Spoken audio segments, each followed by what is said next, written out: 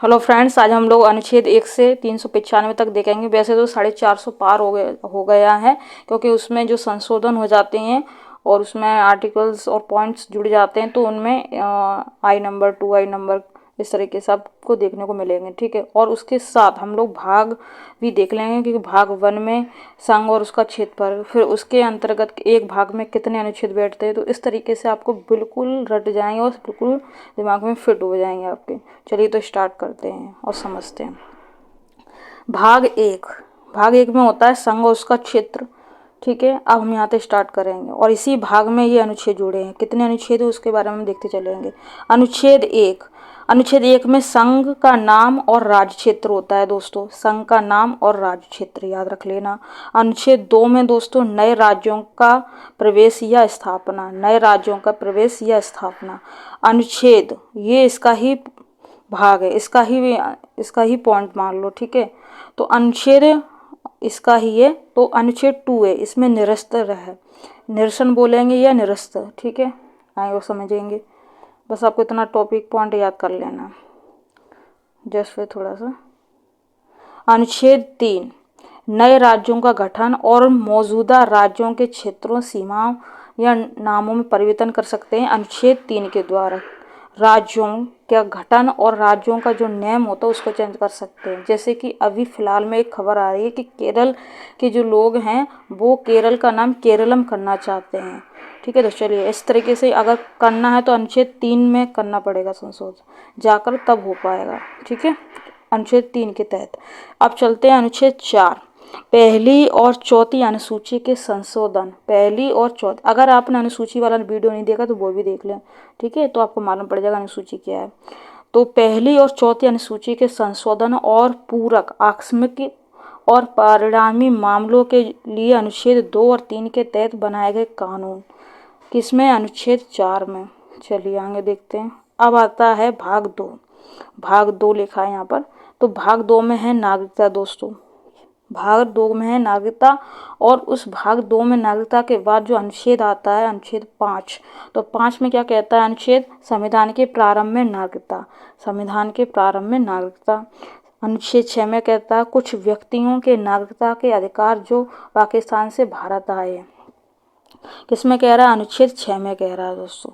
अगला देखते हैं। अनुच्छेद 7 में कहता है पाकिस्तान में कुछ प्रवासियों के नागरिकता के अधिकार, पाकिस्तान में कुछ प्रवासियों के नागरिकता के अधिकार। अनुच्छेद 8 में कहता है भारत के बाहर रहने वाले भारतीय मूल के कुछ व्यक्तियों के नागरिकता के अधिकार। चलिए आगे और देखते हैं। अनुच्छेद 9 व्यक्तियों का स्वेच्छा से किसी विदेशी राज्य की नागरिकता प्राप्त करना, उनका नागरिक नहीं होना, ये सब अनुच्छेद 9 में कहता है। चलिए अनुच्छेद 10 की बात करते हैं। तो 10 में क्या है? नागरिकता के अधिकारों का निरंतरता, नागरिकता के अधिकारों की निरंतरता है। और अनुच्छेद 11 में है संसद कानून द्वारा नागरिकता के अधिकार को विनियमित करने के लिए, जो नागरिकता है उसका जो कानून है उसको विनियमित मतलब पारित, इसमें अनुच्छेद 11। इस तरीके से आप याद कर सकते हो। चलिए अब भाग आता है 3। भाग 3 में है मौलिक अधिकार दोस्तों। क्या है? मौलिक अधिकार। और इसके अंतर्गत जो अनुच्छेद है वो देखते हैं। तो इसमें अनुच्छेद है 12। अनुच्छेद 12 में परिभाषा दी गई है। अनुच्छेद 13 में मौलिक अधिकारों से असंगत या उनका अपमान करने वाले कानून है इसमें अनुच्छेद 12 में जो परिभाषा की बात कर रहे हैं वो किसकी परिभाषा है? तो मौलिक अधिकारों की परिभाषा वगैरह समझाया गया है। चलिए अब देखते हैं समानता का अधिकार। समानता का अधिकार अनुच्छेद 14 में कानून के समक्ष समानता। अगर पूछ लिया कानून के समक्ष, जो कानून है उसके समक्ष जो समानता, वो किसमें? अनुच्छेद 14 में है। अनुच्छेद 15 में धर्म, मूल वंश, जाति, लिंग, जन्म स्थान के आधार पर भेदभाव का निषेध। ठीक है, इसमें सभी को समान अधिकार है। तो अनुच्छेद 15 में इसमें बताया गया है सभी को। ठीक है, चलिए अनुच्छेद 16 में सार्वजनिक रोजगार के मामलों में अवसर की समानता सबको। ठीक है, तो इसमें अनुच्छेद 16 में कहा गया है। चलिए आगे देखते हैं। अनुच्छेद 17 दोस्तों, अनुच्छेद 17 में क्या कहा है? अस्पृश्यता या उन्मूलन का अधिकार। इसमें अनुच्छेद 17 में चलिए अनुच्छेद 18 में क्या कह रहा है, अनुच्छेद 18 में उपाधियों का उन्मूलन, उपाधियों का उन्मूलन का अधिकार, स्वतंत्रता का अधिकार। अनुच्छेद 19 में वाक स्वतंत्रता आदि के संबंध में कुछ अधिकारों का संरक्षण है। जैसे वाक माने बोलते हैं हम लोग, तो बोलने की स्वतंत्रता के बारे में बताया अनुच्छेद 19 में। चलिए अब देखते हैं अनुच्छेद 20 में अपराधों के लिए दोष सिद्धि के संबंध में संरक्षण, दोष सिद्धि के संबंध में संरक्षण। कोई अपराध किया तो आप अपने हक के लिए, अपना सबूत पेश करने के लिए आपको यहाँ पर संरक्षण देता है, तो अनुच्छेद 20 में। ठीक है, आगे और देखते हैं अनुच्छेद 21 जीवन और व्यक्तिगत स्वतंत्रता की सुरक्षा इसमें दी है अनुच्छेद 21 में।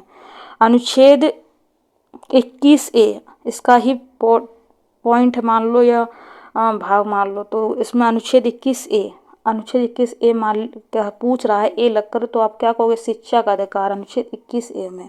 और अकेला एक अनुच्छेद 21 पूछा तो जीवन और व्यक्तिगत स्वतंत्रता की सुरक्षा, ये सब। ठीक है, अनुच्छेद 22 में दोस्तों कहता है कुछ मामलों में गिरफ्तारी और नजरबंदी के खिलाफ संरक्षण मिल जाएगा आपको अनुच्छेद 22 के तहत। चलिए आगे देखें शोषण के खिलाफ अधिकार, अनुच्छेद 23 में क्या है, मनुष्य के यातायात और बालात श्रम का निषेध। बालात मतलब बाल श्रम।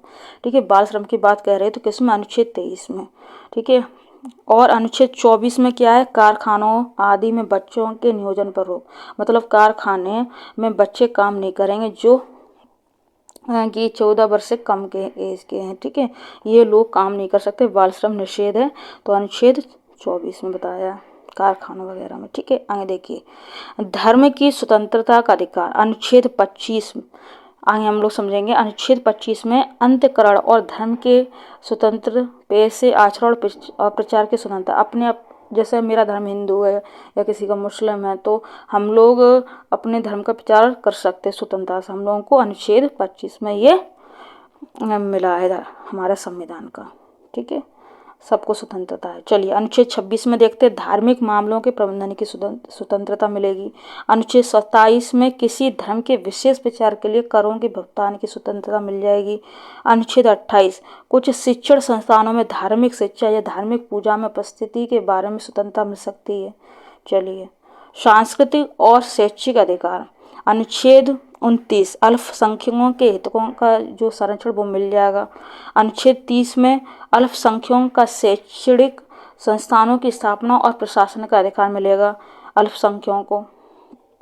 कुछ कानून की बचत उसके बारे में। अब देखिए अनुच्छेद 31 का अब इसको बहुत ही अच्छे से ध्यानपूर्वक समझना।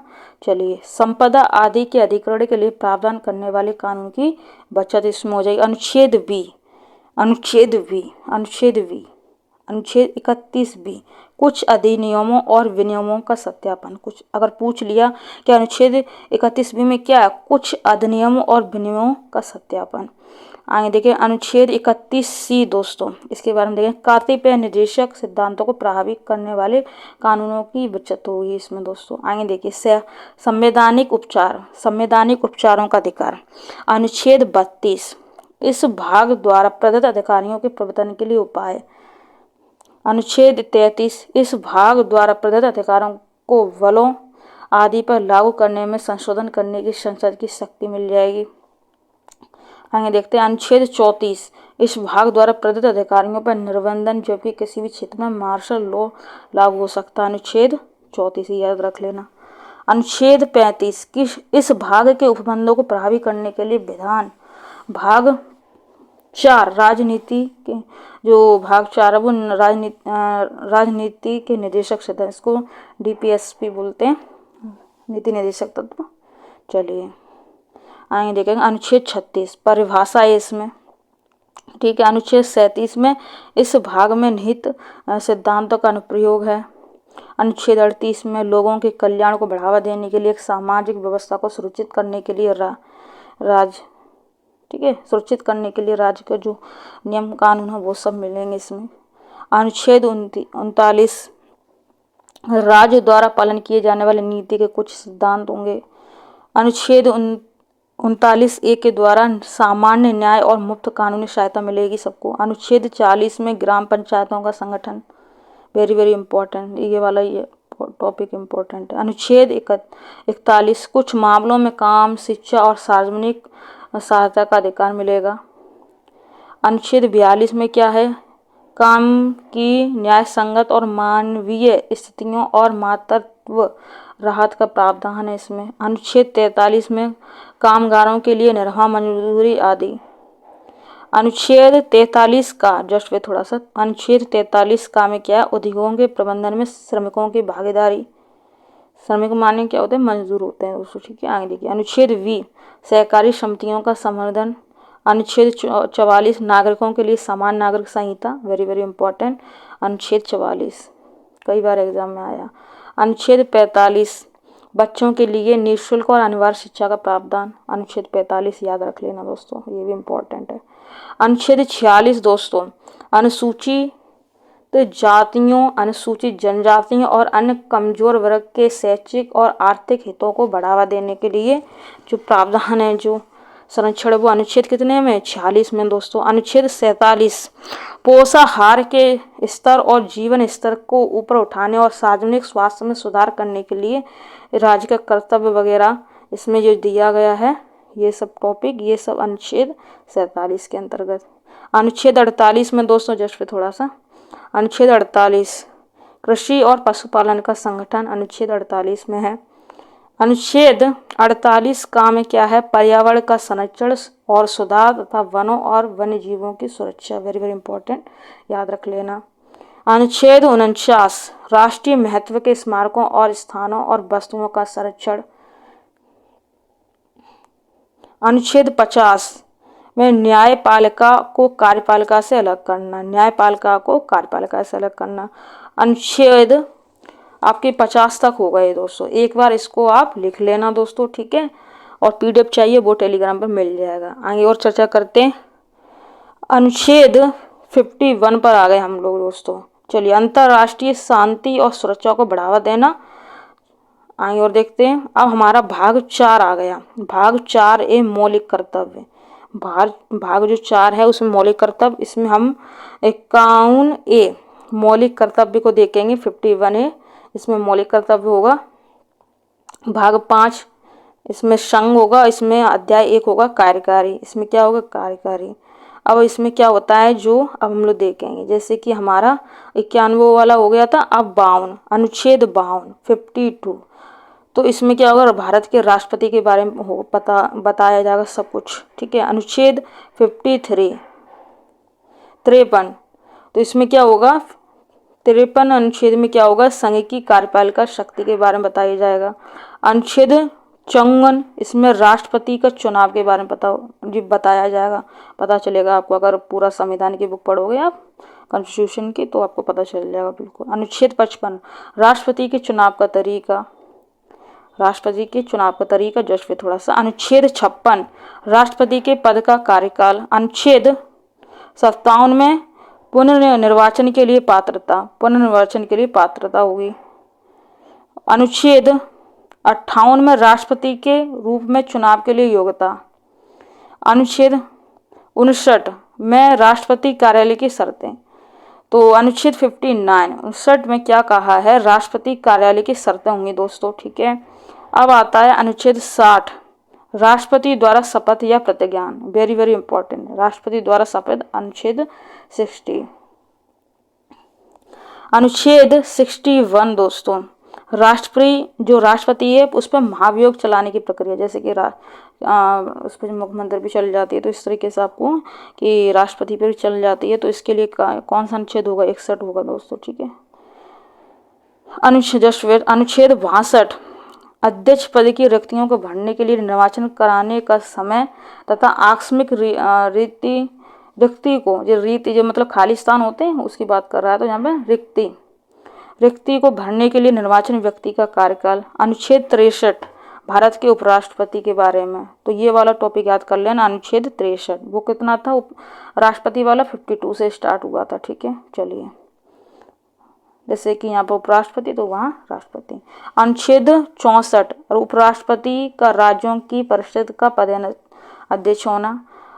65 में कह रहा है उपराष्ट्रपति को राष्ट्रपति के रूप में कार्य करना या कार्यालय में आकस्मिक रिक्तियों के दौरान या राष्ट्रपति की अनुपस्थिति के दौरान अपने कार्यों का निर्वहन करना।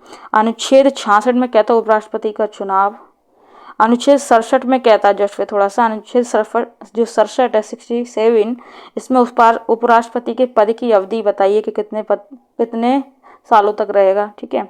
अनुच्छेद 68 में कह रहा है उपाध्यक्ष पद की रिक्तियों को भरने के लिए निर्वाचन कराने का समय तथा आकस्मिक रिक्ति मतलब खाली स्थान को भरने के लिए निर्वाचित व्यक्ति का कार्यकाल कितना रहेगा, ये सब बताता है।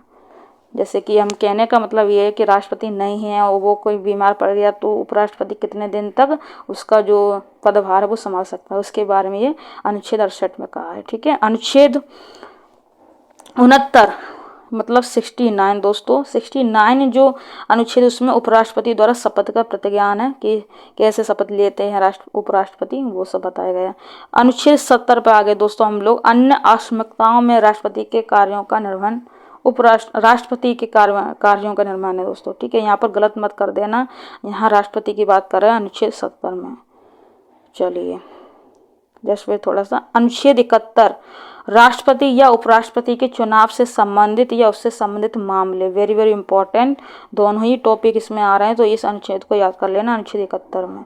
अनुच्छेद 72 में क्या है, राष्ट्रपति की क्षमा आदि प्रदान करने की शक्ति और कुछ मामलों में सजा को निलंबित करने, हटाने या काम करने की। अगर किसी ने जैसे कि गलत आरोप लगे, राष्ट्रपति महाभियोग का चर्चा चल रहा है तो कुछ मामलों में उनको मतलब सजा को थोड़ा निलंबित करने या हटाने कम करने की इसमें प्रावधान है राष्ट्रपति का, अनुच्छेद 72 में। चलिए अनुच्छेद 73 में क्या है, संघ की कार्यकारी शक्ति की सीमा, संघ की कार्यकारी शक्ति की सीमा, वेरी वेरी इंपॉर्टेंट, याद कर लेना। मंत्रिमंडल, अब आता मंत्रिमंडल, तो इसमें क्या है अनुच्छेद 74। ठीक है। मंत्रिपरिषद राष्ट्रपति को सहायता और सलाह देगी।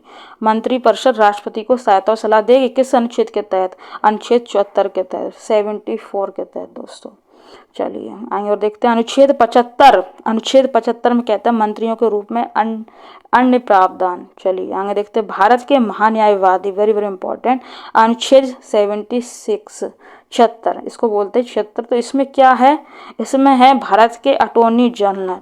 तो भारत के लिए अटॉर्नी जनरल किस अनुच्छेद के तहत चुने जाएंगे, अनुच्छेद 76 के तहत। भारत का अटॉर्नी जनरल के बारे में अनुच्छेद 76 के बताया गया है। आगे और देखते हैं सरकारी व्यवसाय का संचालन, इसके बारे में देखो अनुच्छेद 77 में क्या है, भारत सरकार के व्यवसाय का संचालन। अनुच्छेद 78 में कह रहा है राष्ट्रपति को जानकारी देने आदि के संबंध में प्रधानमंत्री के कर्तव्य, ये सब।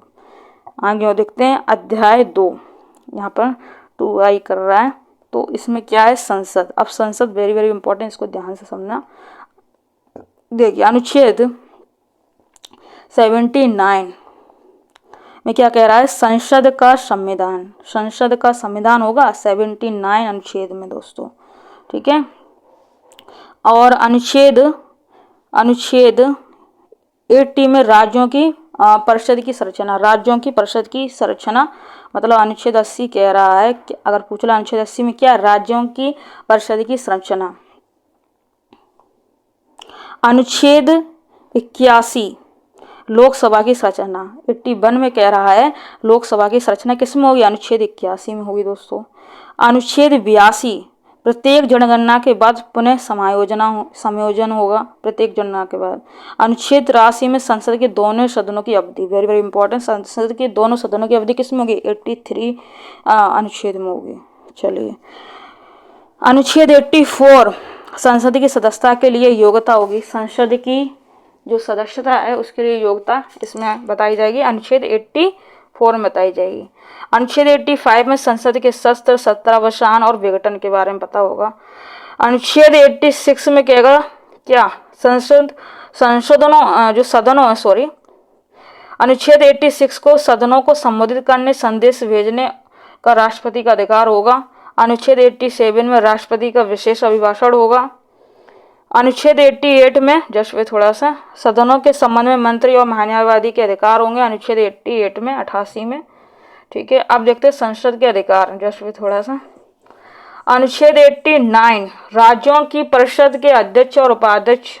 अनुच्छेद 90 उपसभापति के पद से अवकाश और त्याग पत्र और पद से हटाया जाना।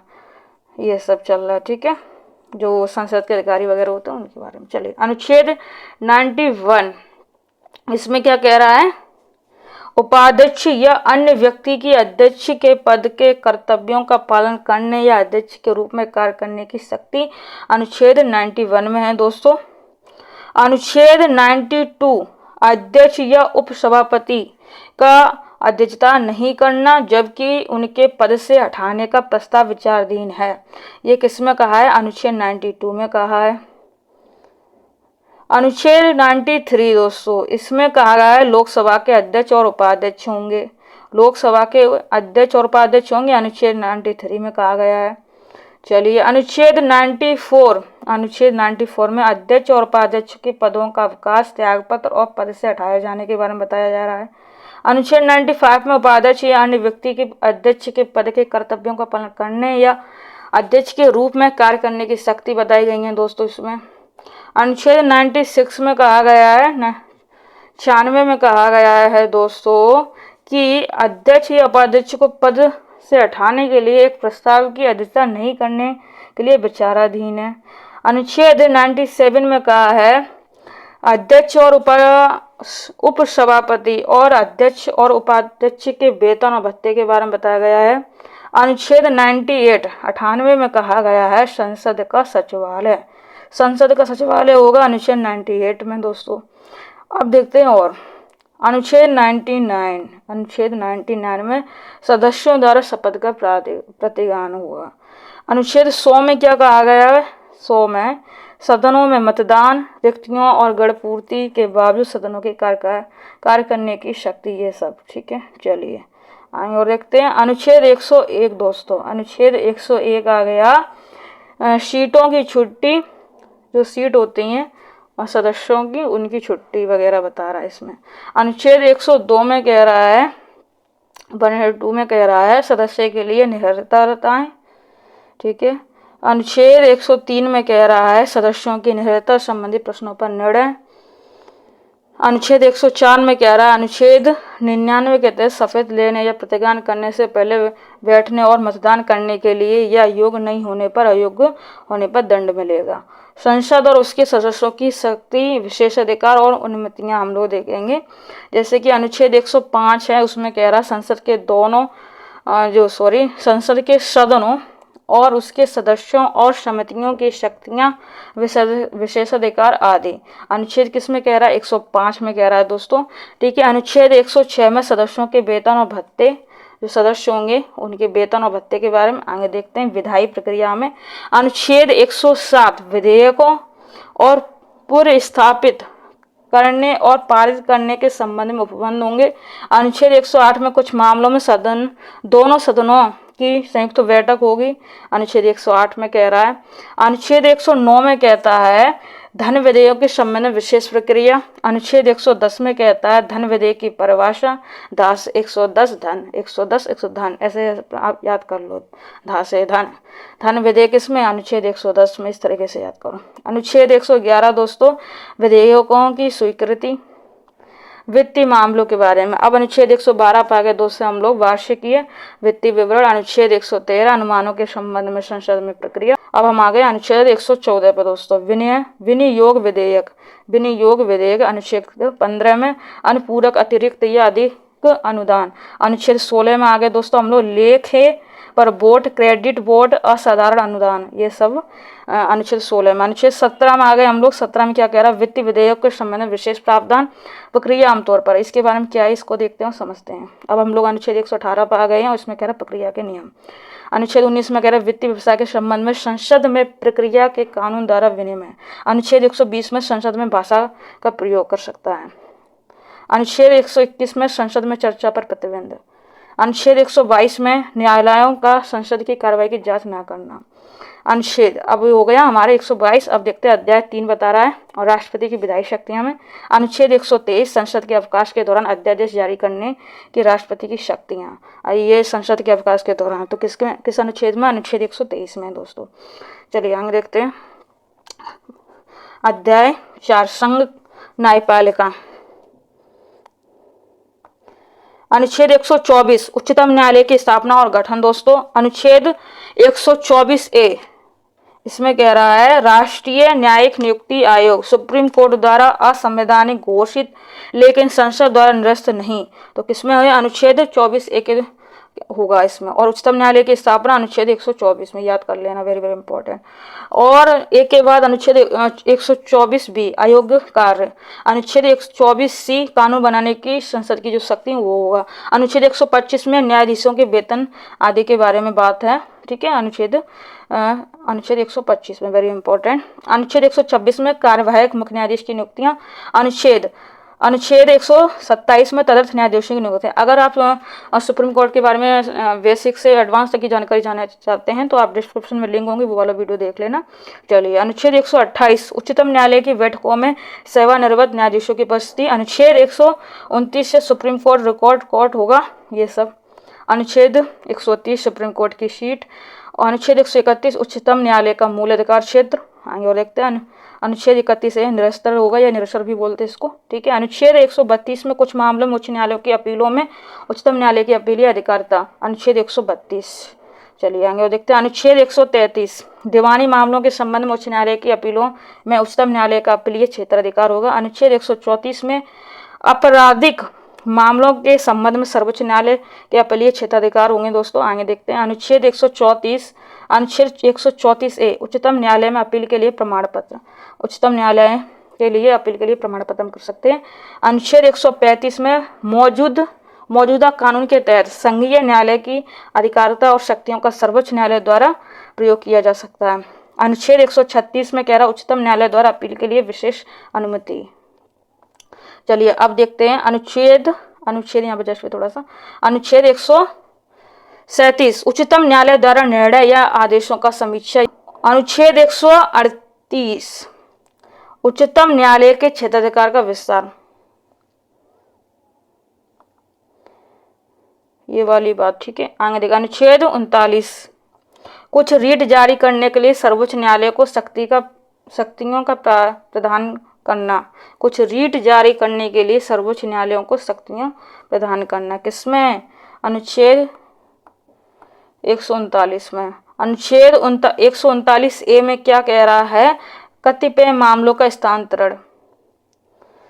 अनुच्छेद 140 में उच्चतम न्यायालय की सहायक शक्तियां। अनुच्छेद 141 में ये 40 है, इसमें उच्चतम न्यायालय की सहायक शक्तियां थी। और अनुच्छेद 141 में उच्चतम न्यायालय द्वारा घोषित कानून सभी न्यायालयों के लिए बाध्यकारी हैं, ये सब।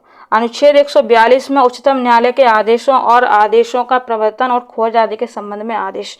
अनुच्छेद 143 में सर्वोच्च न्यायालय से परामर्श करने की राष्ट्रपति की शक्ति है। अनुच्छेद 144 में सिविल और न्यायिक प्राधिकरण सर्वोच्च न्यायालय की सहायता के लिए कार्य करेंगे। अनुच्छेद 144 ए इसमें निरस्तर फिर आ गया।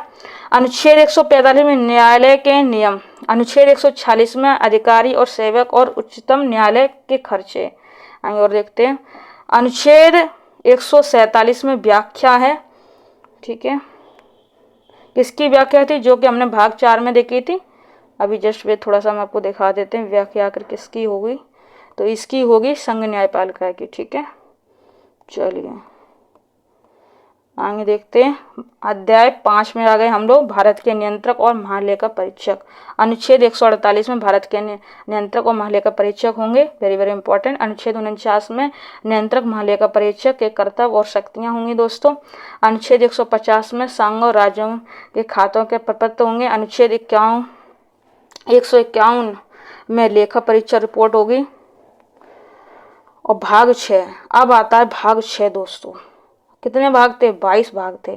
तो 151 पे निपटने के बाद अब हम लोग आ गए भाग 6 पर। राज्य। अध्याय 1 है सामान्य। अब यहाँ पर हम लोग समझेंगे।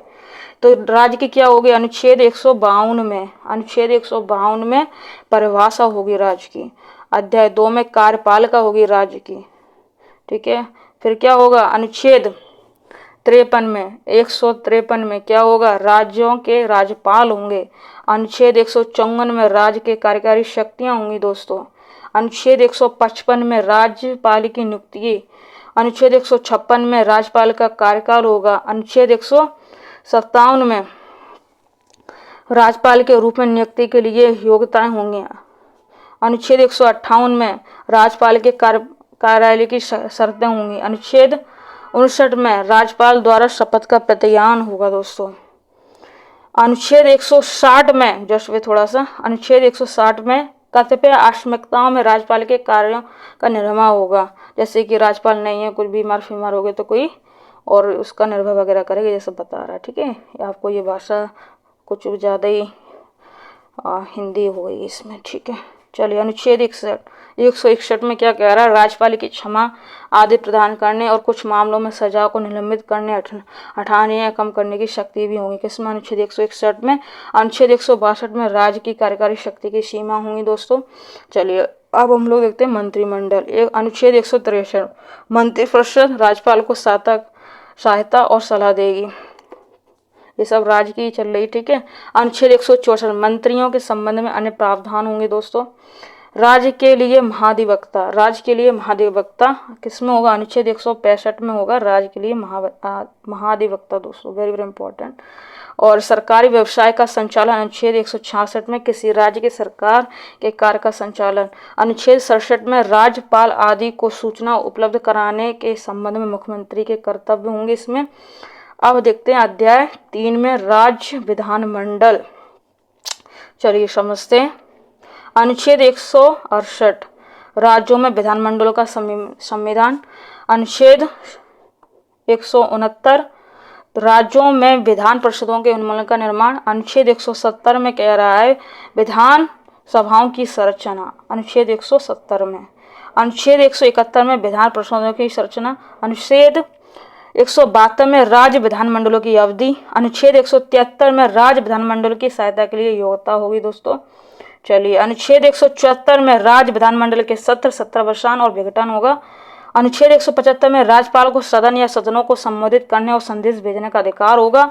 अनुच्छेद 176 आ गया दोस्तों। अब लोग हम देखते हैं 76 में कह रहा है राज्यपाल का विशेष अभिभाषण। अनुच्छेद 177 में सदनों के संबंध में मंत्री और महाधिवक्ता के अधिकार होंगे। राज्य विधानमंडल के अधिकारी अब यहाँ पर आ गए हम लोग। अनुच्छेद 178 में इसमें कह रहा है विधानसभा के अध्यक्ष और उपाध्यक्ष के बारे में। तो अगर कोई पूछ लिया कि विधानसभा के अध्यक्ष और उपाध्यक्ष होंगे किस अनुच्छेद में होगा? अनुच्छेद 178 में होगा दोस्तों। किसमें होगा? अनुच्छेद 178 में बारे में बताया गया है विधानसभा उपाध्यक्ष, अध्यक्ष और उपाध्यक्ष। चलिए अनुच्छेद 179 अनुच्छेद 179 अध्यक्ष और उपाध्यक्ष के पदों पर अवकाश और त्यागपत्र देना और पद से हटाना। अनुच्छेद 180 अध्यक्ष के पद के कर्तव्यों का पालन करने या अध्यक्ष के रूप में कार्य करने के लिए उपाध्यक्ष या अन्य शक्ति। आइए देखते हैं अनुच्छेद 81 अध्यक्ष या उपाध्यक्ष का अध्यक्षता नहीं करना जबकि उनके पद से हटने का प्रस्ताव विचाराधीन है। अब जैसे कि मैं पढ़ा रही हूँ तो यहाँ पर कौन सा अध्यक्ष, तो अब जैसे मैं ये जो पहला टॉपिक आ जाए तो जैसे ये रेड कलर की है इसको आप नोट करते चलें, तभी आपके समझ में आ गया कि आखिर हम पढ़ा क्या रहे हैं। ठीक है, और आपके नोट्स भी मेकिंग हो जाए। एक बार नोट्स बना लो वो ज़िंदगी भर हो जाएंगे जब तक आपका एग्जाम क्लियर नहीं होगा। फिर आपके भाई जो भी बड़े छोटे बहन भाई हैं वो भी आप अब बड़े हैं तो आप अपना कर्तव्य करके जाएं। नोट्स बनाना तो आपके लिए भी अच्छा है और किसी के लिए अच्छा है। ठीक है, चलिए तो हम लोग देखेंगे यहाँ पर मैंने अभी बताया यहाँ पर अनुच्छेद 82 विधान परिषद के सभापति और उपसभापति के बारे में बताया। अनुच्छेद 83 में अध्यक्ष और उपसभापति का अवकाश और त्यागपत्र और पद से हटाया जाना। अनुच्छेद 84 में उपाध्यक्ष या अन्य व्यक्तियों की अध्यक्ष के पद के कर्तव्यों का पालन करना या अध्यक्ष के रूप में कार्य करने की शक्ति वगैरह। अनुच्छेद 85 में अध्यक्ष या उपसभापति का अध्यक्षता नहीं करना जबकि उनके पद से हटाने का प्रस्ताव विचाराधीन। ये सब। अनुच्छेद 86 में कह रहा है अध्यक्ष और उपाध्यक्ष और सभापति और उपसभापति के वेतन और भत्ते होंगे इसमें दोस्तों। आइए देखते हैं अनुच्छेद 87 में कह रहा है 187 में राज्य विधानमंडल का सचिवालय होगा व्यापार करना। आगे देखते हैं अनुच्छेद 188 सदस्यों द्वारा शपथ का प्रतिज्ञान इसमें। अनुच्छेद 89 में कह रहा है 189 में कि सदनों में मतदान रिक्तियों के बावजूद सदनों की कार्य करने की शक्तियां और गणपूर्ति। ये सब बता रहा है। सदस्यों की अयोग्यता। अनुच्छेद 190 सीटों की छुट्टी। अनुच्छेद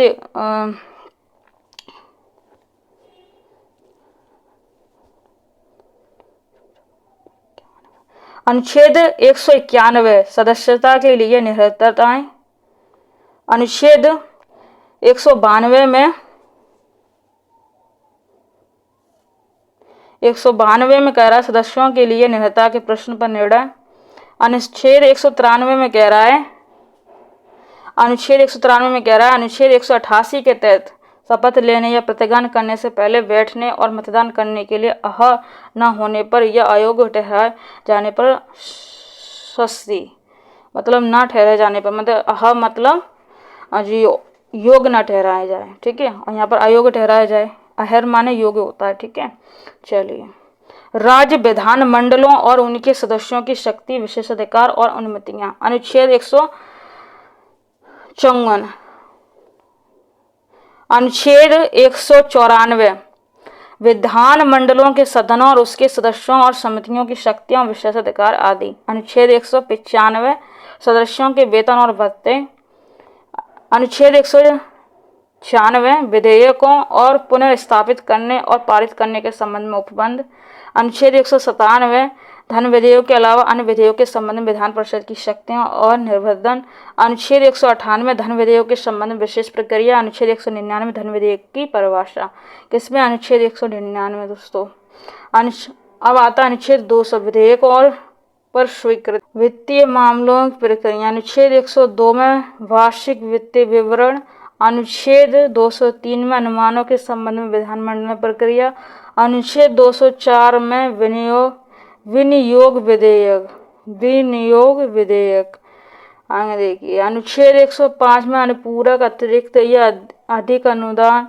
अनुच्छेद 206 में लेखे पर वोट, क्रेडिट वोट और साधारण अनुदान, ये सब। अनुच्छेद 207 में वित्तीय विधेयक के संबंध में विशेष प्रावधान, प्रक्रिया आमतौर पर ये लोग हेडेंगे और समझते हैं। अनुच्छेद 208 प्रक्रिया के नियम। अनुच्छेद 209 वित्तीय व्यवसाय के संबंध में राज्य के विधानमंडल प्रक्रिया के कानून द्वारा विनियमन, ठीक है। अनुच्छेद 210 में विधायिका में प्रयोग की जाने वाली भाषा। किसमें? 210 में। अनुच्छेद 211 में विधायिका पर चर्चा प्रतिबंध। अनुच्छेद न्यायालयों द्वारा विधायिका की कार्यवाहियों की जांच न करना। चलिए आगे देखते हैं। अध्याय 4 आ गए हम लोग, राज्यपाल की विधायी शक्ति। अनुच्छेद 213 विधानमंडल के अवकाश के दौरान अध्यादेश प्रख्यापित करने की राज्यपाल की शक्तियां। अध्याय 5 में राज्यों में उच्च न्यायालय। अब हम जैसे हाईकोर्ट उसके बारे में जानकारी करेंगे। 204 अनुच्छेद 200। चलिए अब हम अध्याय 5 देखेंगे, राज्यों में उच्च न्यायालय। अनुच्छेद 214 राज्यों के लिए उच्च न्यायालय। अनुच्छेद 215 उच्च न्यायालय अभिलेख न्यायालय होंगे। अनुच्छेद 216 उच्च न्यायालय का संविधान। अनुच्छेद 217 उच्च न्यायालय के न्यायाधीश की नियुक्ति और पद की शर्तें। अनुच्छेद 218 उच्चतम न्यायालय से संबंधित कुछ प्रावधानों को उच्च न्यायालय में लागू करना। अनुच्छेद 219 उच्च न्यायालयों के न्यायाधीशों द्वारा शपथ का प्रतिज्ञान। अनुच्छेद 220 स्थायी न्यायाधीश होने के बाद अभ्यास पर प्रतिबंध। अनुच्छेद 221 न्यायाधीशों के वेतन आदि के संबंध में जानकारी, ये सब मिलेगा आपको। अनुच्छेद 222 में न्यायाधीश का एक उच्च न्यायालय से दूसरे उच्च न्यायालय में स्थानांतरण। अनुच्छेद 223 में कार्यवाहक मुख्य न्यायाधीश की नियुक्तियां। अनुच्छेद 224 में अतिरिक्त और कार्यवाहक न्यायाधीशों की नियुक्तियां। जस्ट वे थोड़ा सा। अनुच्छेद 224 में उच्च न्यायालय के बैठकों में सेवानिवृत्त न्यायाधीशों की नियुक्ति। अनुच्छेद 225 में मौजूदा उच्च न्यायालय का क्षेत्राधिकार। अनुच्छेद 226 में कह रहा है कतिपय रीट जारी करने की उच्च न्यायालय की शक्ति अनुच्छेद में निरस्ता है 226 में। अनुच्छेद 227 उच्च न्यायालय द्वारा सभी न्यायालयों की अधीक्षण की शक्तियां हैं। अनुच्छेद 228 में कतिपय मामलों को उच्च न्यायालय को स्थानांतरण। जस्ट भी थोड़ा सा आप देखें, इसमें 228 में निरस्ता ये है। चलिए निरस्तता।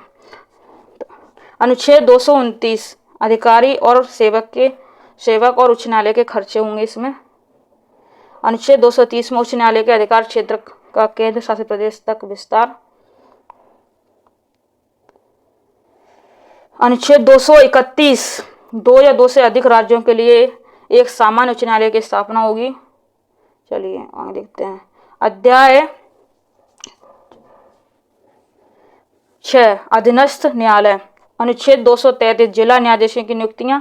अनुच्छेद 233 कुछ जिला न्यायाधीशों की नियुक्तियों के लिए निर्णय आदि का मान्यकरण।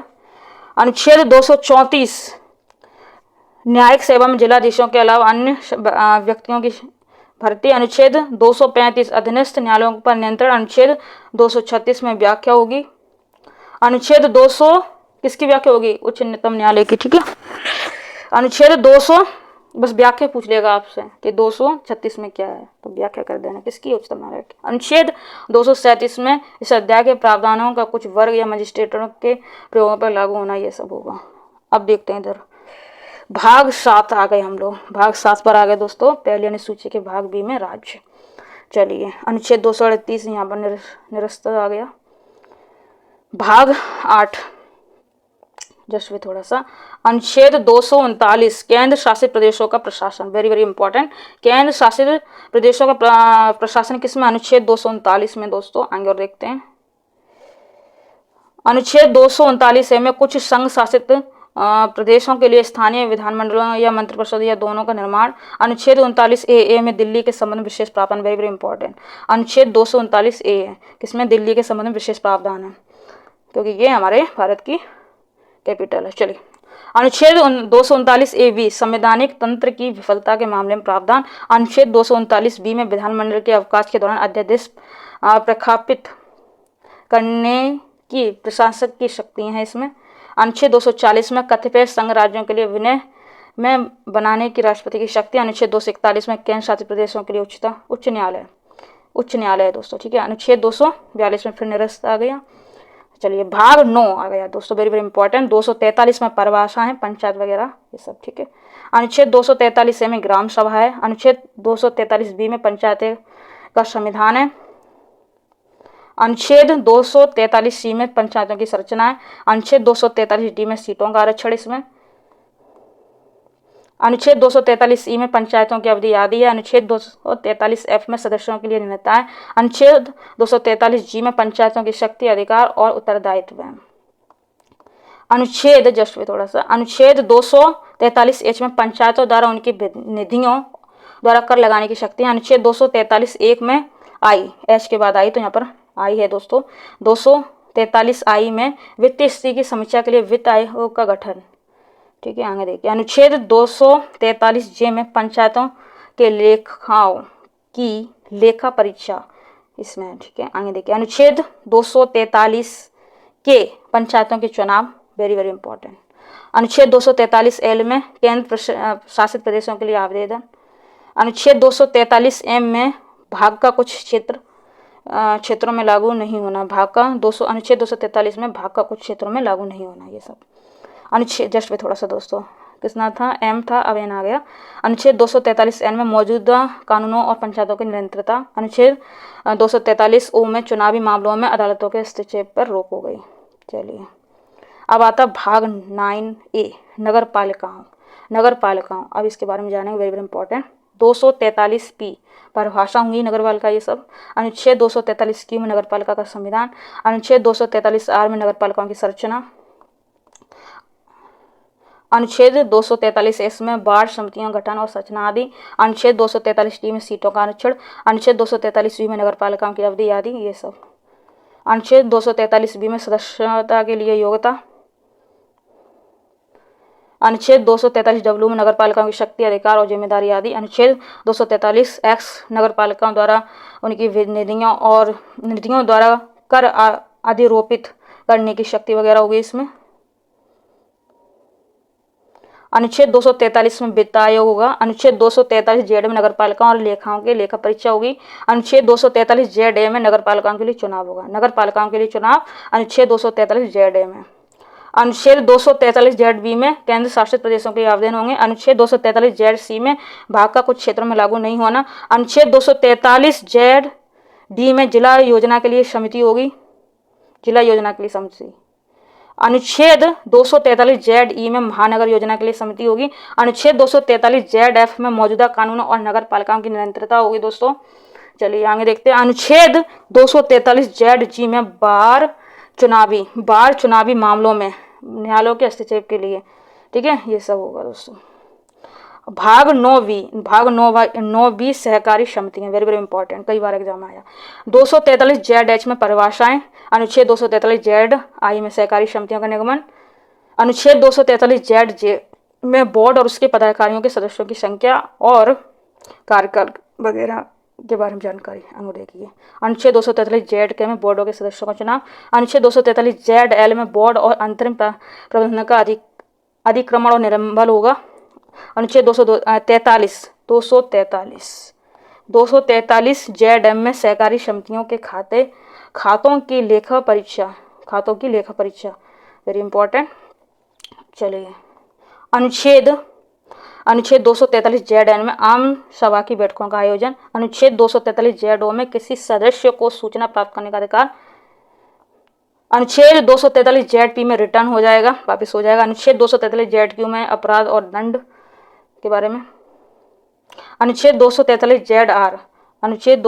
जेड आर में बहुराज्य सहकारी समितियों के लिए आवेदन। अनुच्छेद 243 जेड एस में केंद्र शासित प्रदेशों के लिए आवेदन। अनुच्छेद 243 जेड टी में मौजूद कानूनों की निरंतरता हो जाएगी दोस्तों। भाग 10 अनुसूचित जनजाति और जनजाति क्षेत्र। चलिए आगे देखते हैं, अभी तो काफी रखा है दोस्तों, तो ये लिख लें आप और समझें। अनुच्छेद 244 पारा हम लोग और भाग 10 है। चलिए अनुसूचित क्षेत्रों और जनजाति क्षेत्रों का प्रशासन किसमें होगा? अनुच्छेद 244 में होगा दोस्तों। अनुच्छेद 244 में क्या होगा? असम में कुछ आदिवासी क्षेत्रों को मिलाकर एक स्वायत्त राज्य का गठन और उसके लिए स्थानीय विधानमंडल या मंत्रिपरिषद या दोनों का निर्माण। ठीक है, आगे देखिए भाग 11 में आ गए हम लोग संघ और राज्यों के बीच संबंध। इसमें क्या होगा? अध्याय 1 विधायी संबंध होंगे, इसमें विधायी संबंध। आगे और देखते हैं विधायी शक्तियों का वितरण। अनुच्छेद 245 में संसद और राज्यों के विधानमंडल द्वारा बनाए गए कानून की सीमा होगी। अनुच्छेद 246 में संसद और राज्यों के विधानमंडल द्वारा बनाए गए कानून की विषय वस्तु और ये हो गया हमारा। आगे देखते हैं अनुच्छेद 246 ए में माल और सेवा कर के संबंध में विशेष प्रावधान होंगे दोस्तों।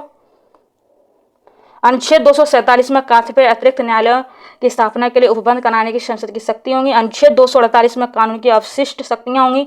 अनुच्छेद 249 में राष्ट्रीय इसमें राज्य के सूची किसी मामले के संबंध में कानून बनाने की संसद की शक्ति होंगी। अनुच्छेद 250 में संसद की राज्य सूची के किसी भी मामले के संबंध में कानून बनाने की शक्ति आदि आपातकाल की उद्घोषणा ये सब होगा इसमें। ठीक है, आगे देखिए अनुच्छेद 251 अनुच्छेद 249 और 250 के तहत संसद द्वारा बनाए गए कानून और राज्यों के विधानमंडलों द्वारा बनाए गए कानून के बीच असंगति होगी।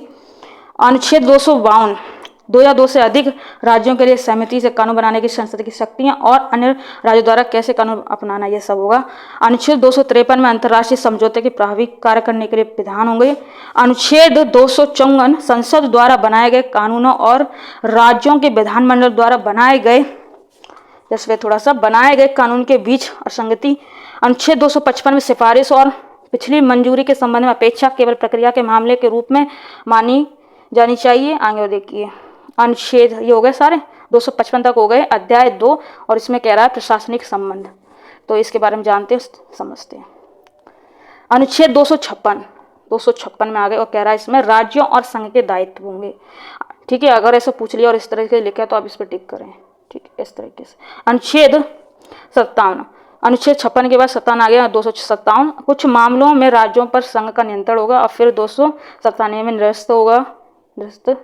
अनुच्छेद 258 में कतिपय मामले में राज्यों को शक्ति और आदि प्रदान करने के संघ की जो शक्ति वो सब होगी। अनुच्छेद 258 ए में संघ को कार्य सौंपने की राज्यों की शक्ति होगी। फिर यहाँ पे फिर से निरस्त हो गया 259 में। आगे देखिए अनुच्छेद 260 में भारत के बाहर के क्षेत्रों के संबंध में संघ का अधिकार क्षेत्र होगा। जस्ट वे थोड़ा सा। अनुच्छेद 261 में सार्वजनिक अधिनियम और अभिलेख और न्यायिक कार्यवाही होगी। जल से संबंधित विवाद। अनुच्छेद 262 में दोस्तों, इसमें 262 में अंतर्राज्यीय नदियों या नदी घाटियों के जल से संबंधित विवाद वो जो न्याय निर्णय है वो सब अनुच्छेद 262 में। Very very important. चलिए राज्यों के बीच समन्वय। अनुच्छेद 263 ये एक अंतर्राज्यीय परिषद के संबंध में प्रावधान है। चलिए अब भाग 12 में आ गए और जिसमें कह रहा है वित्त, संपत्ति, अनुबंध और छूट ये सब होगा इसमें। तो अब हम लोग वित्त के बारे में जानते हैं। अध्याय 1 वित्त। इसमें अनुच्छेद 264 इसमें क्या होगी? व्याख्या होगी वित्त की। चलिए अनुच्छेद 265 में जस्ट थोड़ा सा करों की विधि के प्राधिकार के बिना अधिरोपित न किया जाना। अनुच्छेद 66 में भारत और राज्यों की संचित निधि और लोक लेखा, वेरी वेरी इंपॉर्टेंट, भारत और राज्यों के बीच संचित निधि और लोक लेखा किस अनुच्छेद में होगी? 266 में होगी। अनुच्छेद 267 में अक्षमता निधि होगी। और संघ और राज्यों के बीच राजस्व का वितरण, अनुच्छेद 268, कर्तव्य जो संघ द्वारा लगाए जाते हैं लेकिन राज्य द्वारा एकत्र और विनियोजित किए जाते हैं, अनुच्छेद 268 में निरस्त होगी।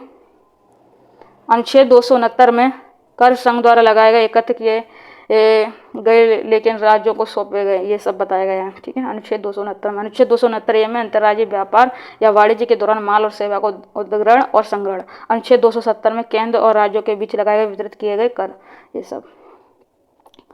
अनुच्छेद 271 संघ के प्रयोजनों के लिए कुछ शुल्क और करों का अधिभार। अनुच्छेद 272 निरस्त फिर हो गया। अनुच्छेद उसके बारे में बात करो, जूट और जूट उत्पादों का पर निर्यात और शुल्क के बदले अनुदान, ये सब। अनुच्छेद 274 राज्यों के हित वाले कराधान को प्रभावित करने वाले विधेयकों के लिए राष्ट्रपति की पूर्व अनुशंसा अपेक्षित, ये सब, ठीक है। आगे देखिए अनुच्छेद 275 में कुछ राज्यों को संघ से अनुदान। अनुच्छेद 276 में व्यवसायों कॉलिंग और रोजगार पर कर, ये सब। अनुच्छेद 277 बचत के बारे में। अनुच्छेद 278 फिर निरस्त हो रहा है। अनुच्छेद 279 में शुद्ध आय आदि की गणना। अनुच्छेद 279 में माल और सेवाएं कर परिषद, ये सब। अनुच्छेद 280 में वित्त आयोग, वेरी वेरी इंपॉर्टेंट, अब पूछ लिया वित्त आयोग किस अनुच्छेद में? 280 में, ठीक है। अनुच्छेद 281 में वित्त आयोग की सिफारिशें होंगी दोस्तों। विधीय वित्तीय प्रावधान, इसके बारे में वो देखते हैं। तो अनुच्छेद 282 में संघ या राज्य द्वारा अपने राजस्व में से चुकाया जाने वाला व्यय। अनुच्छेद 283 में संचित निधियों आकस्मिक निधियों और जनता के खातों में जमा धन की अभिरक्षा आदि। अनुच्छेद 84 में लोक सेवकों और न्यायालयों द्वारा प्राप्त वादकारियों की जमा राशियों और अन्य धन की अभिरक्षा, ये सब दोस्तों। 285 में संघ की संपत्ति को राज्य कराधान से छूट। अनुच्छेद 286 में माल की बिक्री या खरीद पर कर लगाने के संबंध में प्रतिबंध। अनुच्छेद 287 में बिजली कर से छूट। अनुच्छेद 288 में कुछ मामलों में पानी या बिजली के संबंध में राज्यों द्वारा कराधान से छूट। अनुच्छेद 289 में किसी राज्य की संपत्ति और आय को संघ के कराधान से छूट। अनुच्छेद 290 में कर्तव्य व्यय और पेंशनों के संबंध में समायोजन। अनुच्छेद 290 कुछ देवशम निधियों को वार्षिक भुगतान। अनुच्छेद 291 में निरस्त हो जाएगी।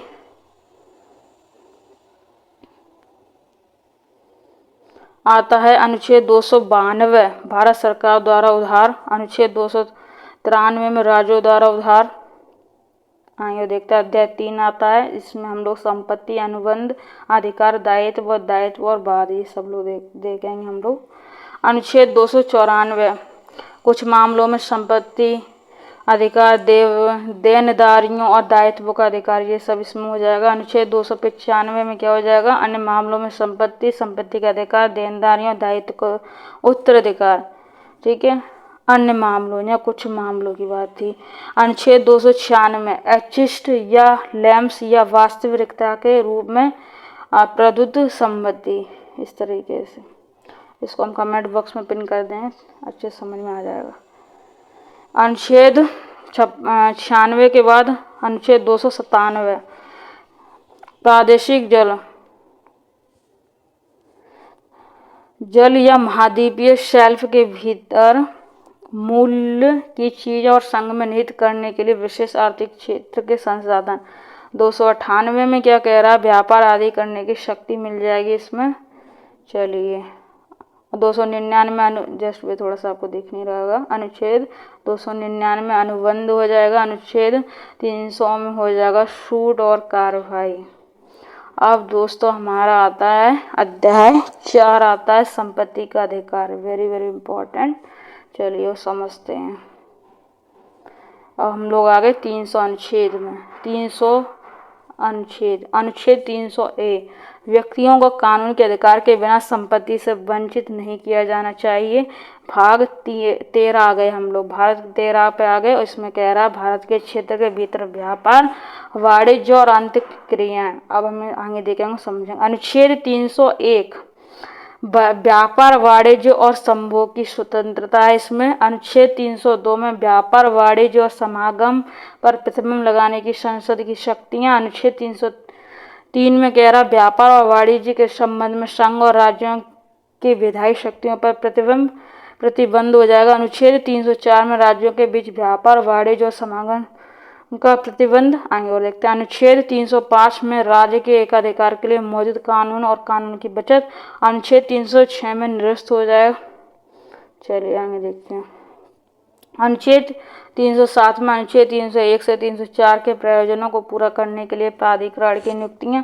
अब आते हैं हम लोग भाग 4 में, संघ और राज्यों के अधीन सेवाएं। चलिए इसमें क्या हो जाएगा, पहला अध्याय होगा सेवाएं, और इसमें हम देखते हैं। अब आते हैं हम लोग अनुच्छेद 308 जिसमें व्याख्या होगी। अनुच्छेद 309 में संघ या राज्य की सेवा करने वाले व्यक्तियों की भर्ती और सेवाएं शर्तें होंगी। अनुच्छेद 310 में संघ या राज्य की सेवा करने वाले व्यक्तियों के पद का कार्यकाल। अनुच्छेद 311 संघ या राज्य के अधीन सिविल क्षमताओं में नियोजित व्यक्तियों की पदच्युति या पद में कमी करना, ये सब। अनुच्छेद 312 में अखिल भारतीय सेवा। अनुच्छेद 312A में कतिपय सेवाओं के अधिकार की सेवा शर्तों में परिवर्तन करने या उन्हें रद्द करने की संसद शक्तियाँ होंगी इसमें।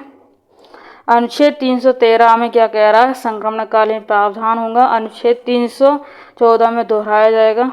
चलिए अध्याय 2 लोक सेवा आयोग, वेरी वेरी इंपॉर्टेंट दोस्तों, वेरी वेरी इंपॉर्टेंट। अनुच्छेद 315 लिख लो, गांठ बांध के नोट्स बना लो। संघ और राज्यों के लिए लोक सेवा आयोग होगा अनुच्छेद 315 में। अनुच्छेद 316 में जो सदस्य होंगे उनकी नियुक्ति होगा और कार्यकाल होगा, इसमें बताया जा रहा है। चलिए आगे देखिए। अनुच्छेद 317 में लोक सेवा आयोग के किसी सदस्य को हटाना और निलंबित करना, ये सब होगा। अनुच्छेद 318 में आयोग के सदस्य और कर्मचारियों की सेवा शर्तों के संबंध में विनियम बनाने की शक्ति होगी।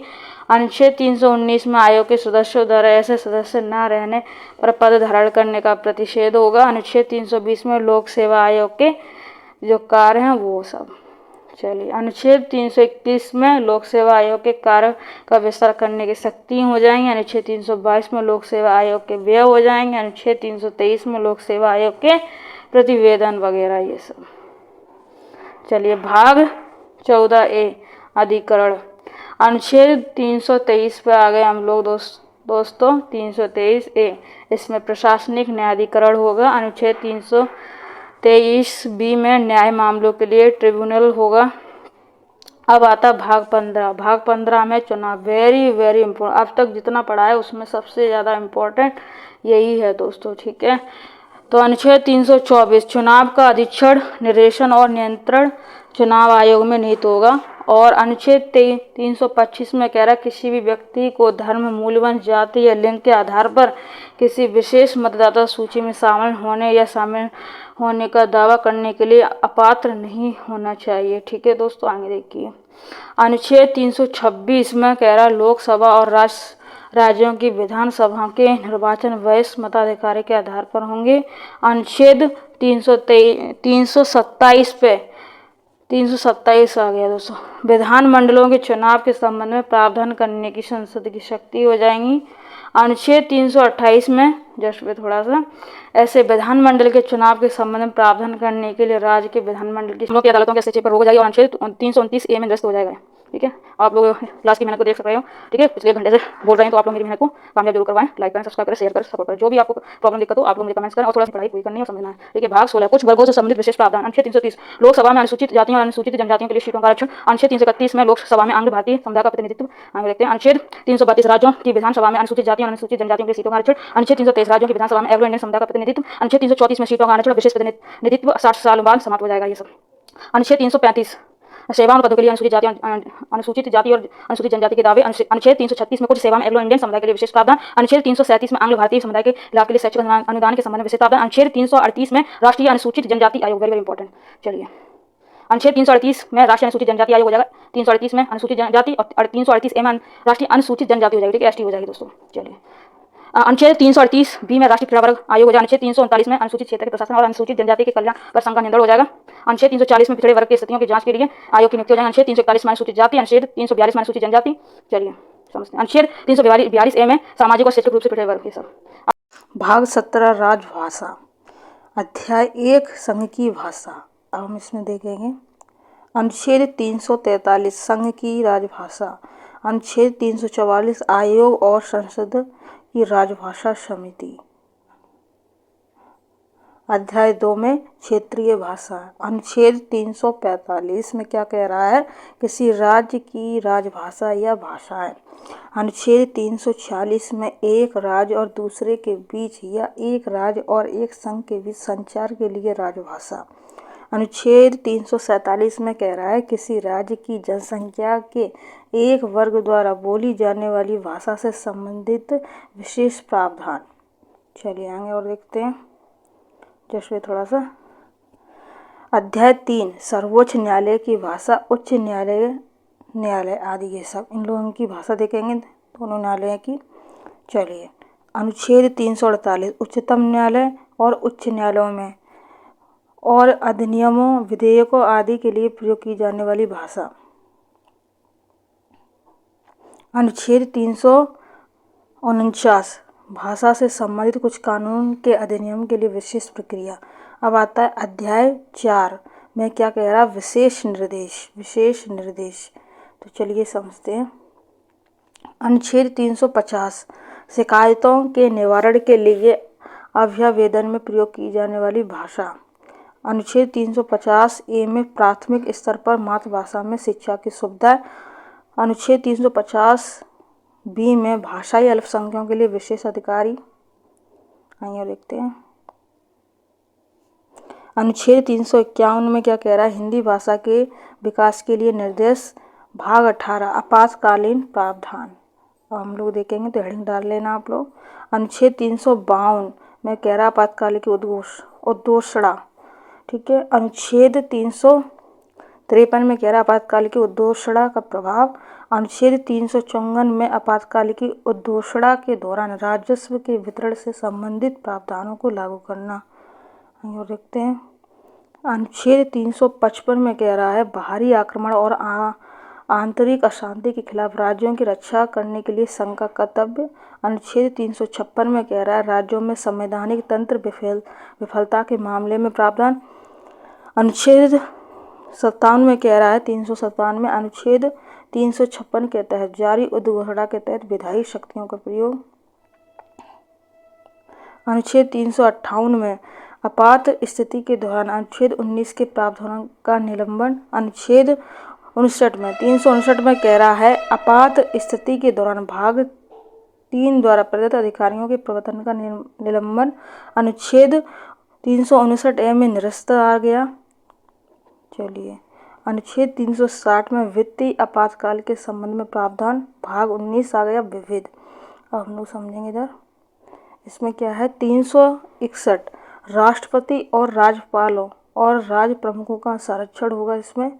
अनुच्छेद 361 ए में संसद और राज्य विधान मंडलों के कार्यवाहियों के प्रकाशन का संरक्षण। अनुच्छेद 361 बी में लाभकारी राजनीतिक पद पर नियुक्ति के लिए अयोग्यता। चलिए आगे देखते हैं। अनुच्छेद 362 में निरस्ता आ गई। अनुच्छेद 363 में कुछ संधियों समझौता आदि से उत्पन्न होने वाले विवादों में अदालतों के हस्तक्षेप पर रोक। अनुच्छेद 363 ए में कह रहा भारतीय रियासतों के शासकों को दी गई मान्यता समाप्त करने और प्रिवी पर्स को समाप्त करने के लिए। चलिए आगे देखते हैं। अनुच्छेद 364 में कह रहा प्रमुख बंदरगाह और हवाई अड्डों के संबंध में विशेष प्रावधान, वेरी वेरी इंपॉर्टेंट। अनुच्छेद 364 अनुच्छेद 365 में क्या कह रहा है, संघ द्वारा दिए गए निर्देशों का पालन करने या उन्हें प्रभावी करने में विफलता का प्रभाव। अनुच्छेद 366 में परिभाषाएं होंगी। अनुच्छेद 367 में व्याख्या होंगी किसकी, विविध वगैरह जो हमने भी बताया उसकी। पहले ये जो भाग होता है उसकी हेडिंग डालो करो तो उससे आगे समझ में आएगा। भाग 20 इसमें संविधान संशोधन होगा और ये कौन सा अनुच्छेद होगा, 368 में सबसे ज़्यादा इम्पोर्टेंट ये है 368। संविधान उसके लिए प्रक्रिया में संशोधन करने कि संसद की जो शक्ति हैं वो सब 368। भाग 21 अस्थायी संक्रमणकालीन और विशेष प्रावधान। अनुच्छेद 369 में राज्य सूची में कुछ मामलों के संबंध में कानून बनाने के लिए संसद को अस्थायी शक्ति, जैसे कि वे समवर्ती सूची के मामले थे, ये सब ठीक है। समवर्ती सूची में राज्य और केंद्र दोनों ही शामिल होता है। अनुच्छेद 370 में जम्मू कश्मीर राज्य के संबंध में स्थायी प्रावधान है। अनुच्छेद 370 याद रख लेना। अनुच्छेद 371 महाराष्ट्र और गुजरात राज्यों के संबंध में विशेष प्रावधान। अनुच्छेद 371 ए में नागालैंड राज्य के संबंध में विशेष प्रावधान। अनुच्छेद 371 बी में असम राज्य के लिए विशेष प्रावधान। अनुच्छेद 371 सी में मणिपुर राज्य के लिए विशेष प्रावधान। अनुच्छेद 371 डी में आंध्र प्रदेश के लिए प्रावधान। अनुच्छेद 371 ई में आंध्र प्रदेश में केंद्रीय विश्वविद्यालय की स्थापना, वेरी वेरी इंपॉर्टेंट। अनुच्छेद 371 एफ में सिक्किम राज्य के संबंध में विशेष प्रावधान। अनुच्छेद 371 जी में मिजोरम राज्य के संबंध में विशेष प्रावधान। अनुच्छेद 371 एच में अरुणाचल प्रदेश राज्य के संबंध में विशेष प्रावधान। अनुच्छेद 371 एक आई में ये आ गया, इसमें क्या है, गोवा राज्य के संबंध में विशेष प्रावधान। अनुच्छेद 371 जे में कर्नाटक राज्य के संबंध में विशेष प्रावधान। अनुच्छेद 372 आ गया दोस्तों। 372 में मौजूदा कानून को लागू कर रखना और उनका अनुकूलन करना। चलिए आगे देखते हैं। अनुच्छेद 372 ए में कानून को अनुकूलित करने की राष्ट्रपति की शक्ति। अनुच्छेद 373 में कुछ मामलों में निवारक निरोध के तहत व्यक्तियों के संबंध में आदेश देने की राष्ट्रपति की शक्ति होंगी। अनुच्छेद 374 में संघीय न्यायालय के न्यायाधीशों के बारे में प्रावधान और संघीय न्यायालय में या परिषद में महामहिम के समक्ष लंबित कार्रवाई।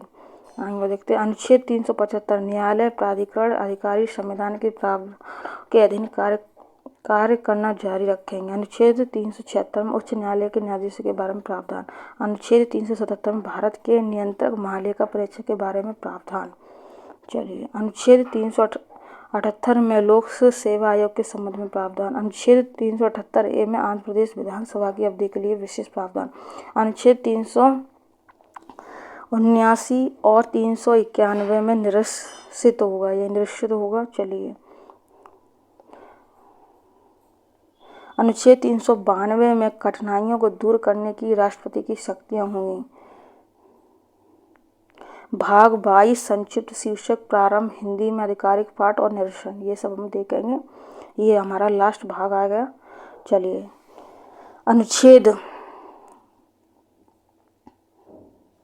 अनुच्छेद 393 में लघु शीर्षक। अनुच्छेद 394 प्रारंभ होगा। अनुच्छेद 394 में हिंदी भाषा में आधिकारिक पाठ होगा। अनुच्छेद 395 में निरीक्षित होगा।